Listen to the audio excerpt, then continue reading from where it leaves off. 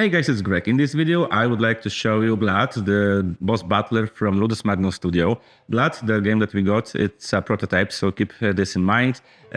This is a prototype and also a demo version of the game, so we only had a glimpse of what we can expect from this title. So as I said, Vlad is a boss battler where players are going to fight with monsters and obviously defeat bosses, but in this game bosses are vampires, and the ultimate of the goal of the game is to defeat Vlad, the Dracula, basically. So the game can be played in as a campaign, you can play it as a standalone scenarios, and what I love about this title is that it's quite simple to understand it and to play it, so you're not going to be smashed with overcomplicated rules. And the game is split into two phases, like a day phase and a night phase. One phase is basically about fighting, and the second phase is upgrading your heroes and items that you're going to use in the battles. So in this video, I would like to show you general concepts of the game and rules. I will show you components and flow of the battle, so just a glimpse and a teaser of what you can expect from this game. What I also should mention that the game is going to be released with standees and with plastic miniatures, and here we have a mix of both, so keep this in mind. So the Vlad is on a table. Now I would like to tell you more about the components and the things that you can see here. So first of all, Vlad is a boss battler, as I mentioned previously, and in this game you're going to fight with vampires. Those vampires are going to be the bosses of the game, and the final boss is the Vlad, so basically Dracula. So your goal is to kill Dracula at the end of the game. In this prototype, we've got three bosses, but there are going to be two additional more, and obviously the Vlad. And all those things that I'm mentioning right now, I'm talking about core box. So I guess that in the final game with the expansions, I guess there are going to be expansions, we can expect more content and more bosses. So in here we have three of them, and this is some setup that we prepared when we were testing the game and trying to make some photos of this game. Right, so what you can see here, first of all, the map. Our map is built with the hexes, and we get those cards that represent the different locations. Those each of those tiles comes with the symbol in a corner, and you're going to send those maps accordingly to those diagrams that are on those cards. And those symbols are used not only for this, but those symbols are also representing different, like, let's say, types of terrains. So again, for example, this tile with this symbol of character means that this is a starting tile where you're going to put your heroes. Now let's go to the heroes. So in this prototype we've got 4 of them, but 2 of them is not going to be added as a starting heroes. Let's say they are going to be I think unlockable or something. So this is one of the heroes that are going to be in the core box. This guy is Radu, and so he is in this mask of scarecrow, and in general he's going to run around and put some traps on the board. I would like to also show you Otto. So this guy is not going to be a starting character, and as always when it comes to Ludus Magnus games, those miniatures are just insane. I cannot believe what they can create when it comes to sculpting and creating miniatures. So those are the characters. There should be one more. Here she is. Here is the last character that we got and is in this prototype. And finally our 3 bosses. So this mini is the biggest one when it comes to the minis that we've got in this prototype, and just check out the details of his face. I mean, it's something incredible, seriously. And another 2. So here we have, what's her name?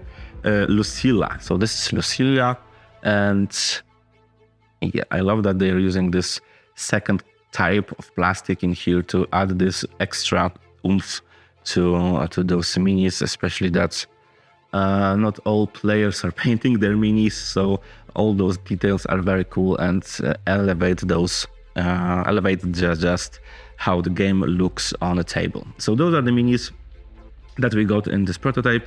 There are also standees, as the game is going to be prepared in 2 versions. You can get the version with miniatures, or if you don't have space or you don't like plastic miniatures, you can just get standees. So here we have a mix, but in the end you can have or standees or miniatures.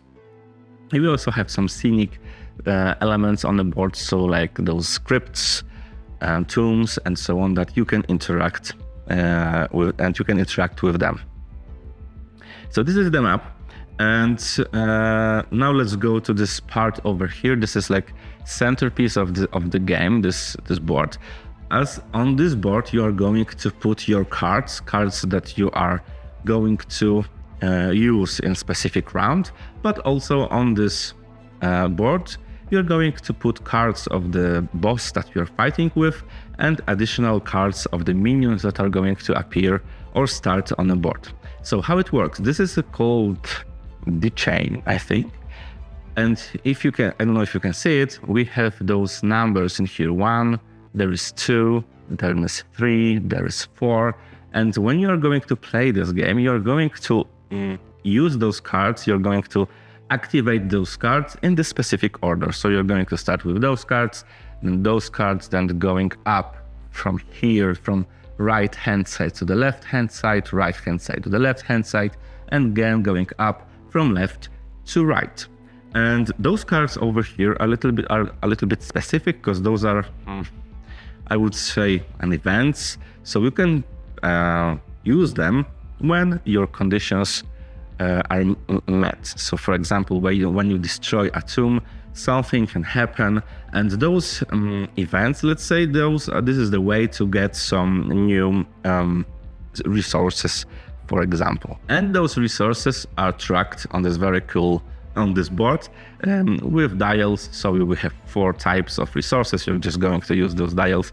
I mean, I am so happy that publishers are using those dials right now. We're not having like tens of thousands of tokens, because that was really pointless, and unpacking and setting everything on the table was super annoying. I'm talking in general about the board game industry. So thankfully now we are getting just those dials where we can track our resources.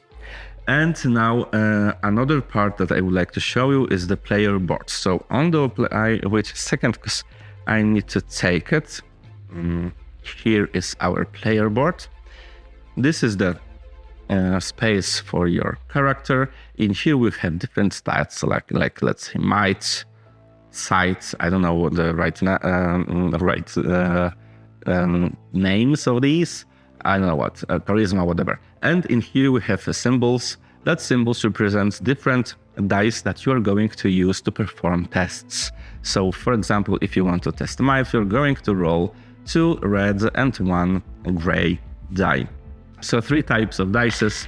On those dices we can find just 2 types of results: successes, and somewhere here is just failure, and it's in here. I must point out that this is a prototype, so the size of the dice is going to be up to the change. So I know those symbols here are very tiny. They are going to work on it and make those dice, I guess, bigger, or at least those symbols are going to be more visible. I don't know what is going to be the outcome of the production. So going back to the player boards, what we also have here, those are your not stamina, vigor. Those are your vigor tokens. You have only 6 of them per battle. So until you are defeated or you defeat the nemesis, your boss, you are not going to replenish them, or at least maybe you can get some kind of token, some kind of item. In this prototype, I didn't see anything like this. And in here is our track of insanity. And you're going to move this cube on the track of insanity every time when you are going to fail the test. So every time you fail the test, cube is going to the right. Unlocking different type of bonuses like reroll, those stars are basically successes, so 1 success and 2 successes. Every time when you decide to, so if I am at the end, I have unlocked all 3 of the bonuses, so I can choose one of them, use it, and then my cube is going back to the beginning. So this is like a way to improve your chances of getting successes. I don't know why I'm putting it back, because there are other things on the board I would like to show. Here is the space for your cards, and those cards are used as action cards. So those cards represent different actions that you can perform, but also those cards are your health. So every time you get a wound, you're going to discard one of those cards over here. If you are discarding those cards just because they are used, you're going to put it over here. And finally, we have those 3 spots on the bottom. Those are the spots where you're going to put your items that you're going to use in this battle. Now let me show you those items that you can prepare for yourself. So we have 3 different types of items, like armor, I guess weapon, and I guess some kind of gizmo that you can use in the battle. And over here on each of those cards, and in general on each of the card in this game, you're going to find those symbols in here that shows you what this card is going to do, perform, or unlock. And this is the big part of this game. The symbols you have to learn them by heart. It's after a few rounds, it's quite easy to understand them. And when you're playing this game, you're going to when you're using this card, you're just turning it, and you can unlock and use this skill. So for example, let's say puppet boots. What those symbols means? You have to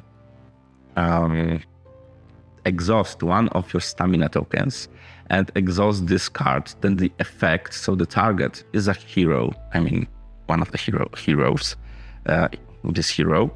And the result is step 1, so you're just basically moving by 1. For example, hollow pumpkin, this one, when a skull, so enemy, when an enemy enters a hex with one of your trap tokens, you can perform against that enemy. And what you can perform, it's written below. So you need to, again, exhaust this card, so flip it, and you're performing a test using 3 red dice. And you can perform 2 types of damage in here, physical damage and maybe not magical, but mental, I think. We have 2 armors. So with this sword is obviously physical, and the second one is this mental, let's say. And those are your thresholds that you want to meet. If the amount of the successes that you rolled is at least the number of over here, you inflict 1 damage, and 1 damage is enough to kill the monster. So after that, you're just removing this mini from the board. Now I would like to show you the cards. So those cards are using basically exactly the same a system that those cards that I already showed you those cards of items. What is different in here? First of all, we have those exclamation marks. So every time you're playing one of those cards, you're going to move this token on this track and the number that is shown over here.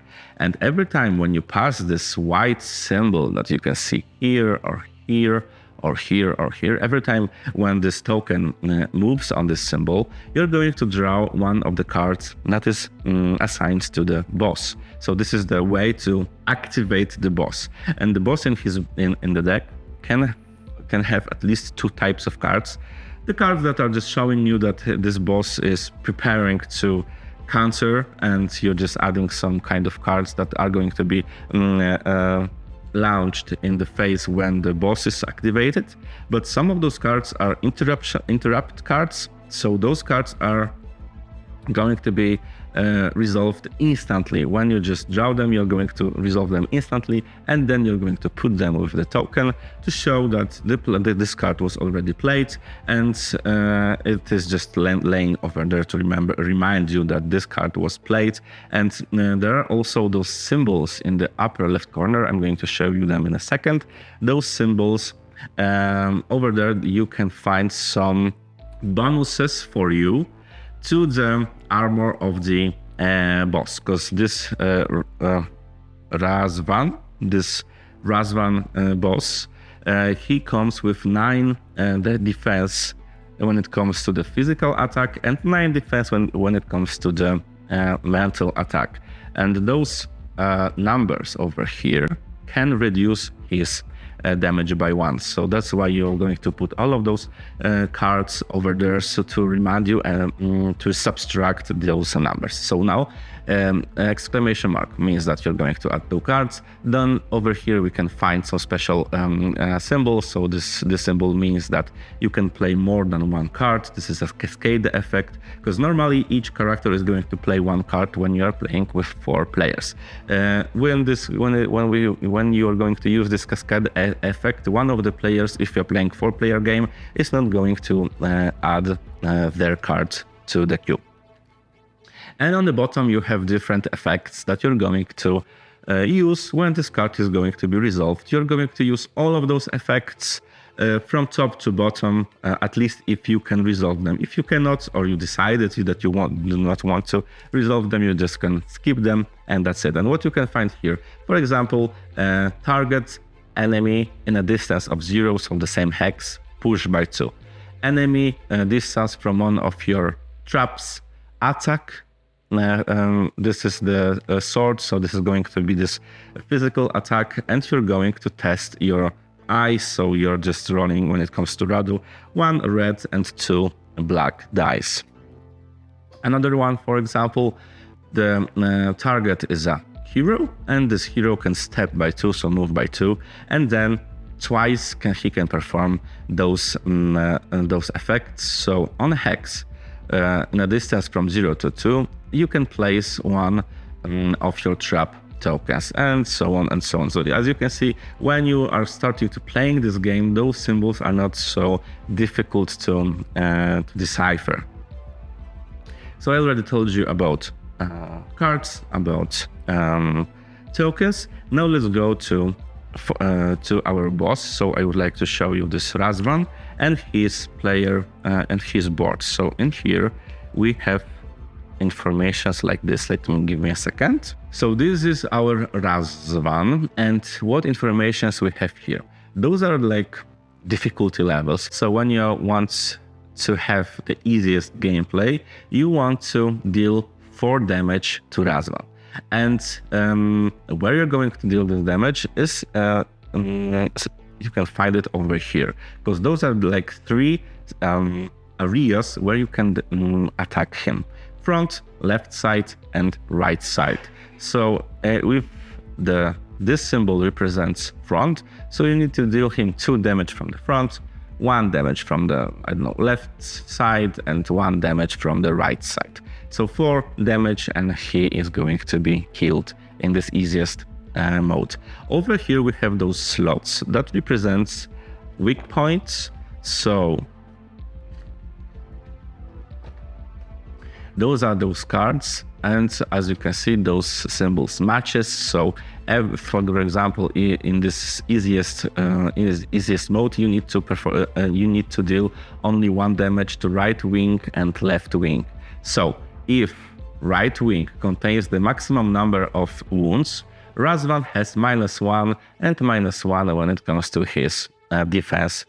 And the same goes with left wing and front. When front contains the maximum number of damages, so in this example 2. If Razvan has not suffered any other damage, players get Nemesis token placed on this card, and this Nemesis token is going to do something.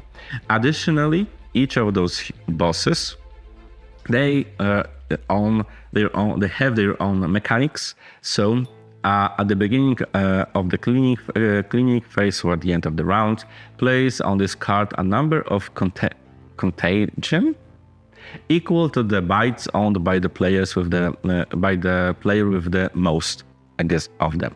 So you're going to put those red cubes over here, and those cubes are going to be again utilized by the cards that are going to be played by Razvan. And I would like to show you right now the cards of the Razvan. So here you have those minuses to his defenses, and again symbols over here what he's going to perform with this specific card.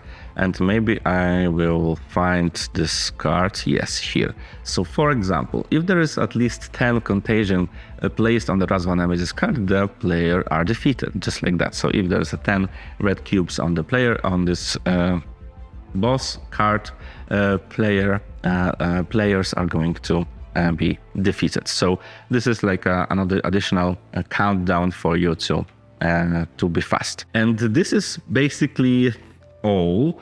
I mean, every round you're going to play, each character is going to play at least one card. If you're playing with less than 4 players, you are going to play more than one card, and then you're going to execute them from top to bottom, one by one, from the left to right. Then you're going to activate the boss, and then you're going to activate the minions from right to left if they are on a board still.